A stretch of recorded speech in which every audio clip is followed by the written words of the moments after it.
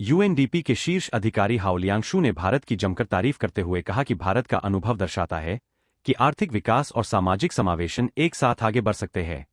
उन्होंने कहा, भारत की जलवायु अनुकूलन और नवीकरणीय ऊर्जा के प्रति प्रतिबद्धता, विकास और निरंतरता के बीच संतुलन बनाए रखने का खाका पेश करती है।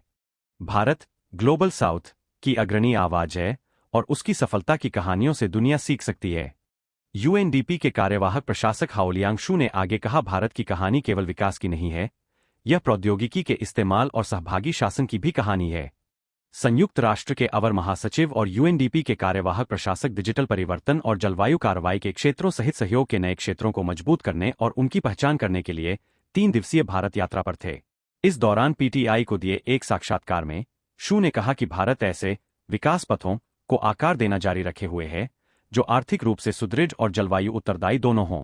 वैश्विक चुनौतियों पर बात करते हुए शू ने कहा कि यूएनडीपी के नवीनतम मानव विकास सूचकांक से पता चलता है कि मानव विकास में वैश्विक प्रगति 35 वर्षों के निचले स्तर पर आ गई है और पिछले 2 वर्षों से यह लगभग स्थिर है। साथ ही उन्होंने जलवायु परिवर्तन और गरीबी सहित विभिन्न चुनौतियों से निपटने के लिए भारत के विकास मॉडल की सराहना की।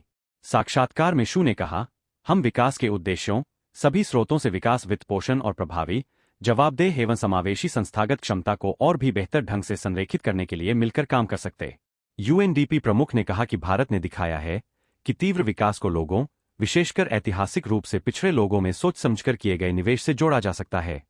शू ने विशेष रूप से भारत के प्रमुख कार्यक्रमों जैसे मनरेगा और आयुष्मान भारत का उल्लेख किया और कहा कि ये कार्यक्रम आजीविका सुरक्षा को सामाजिक सुरक्षा के साथ जोड़ते हैं।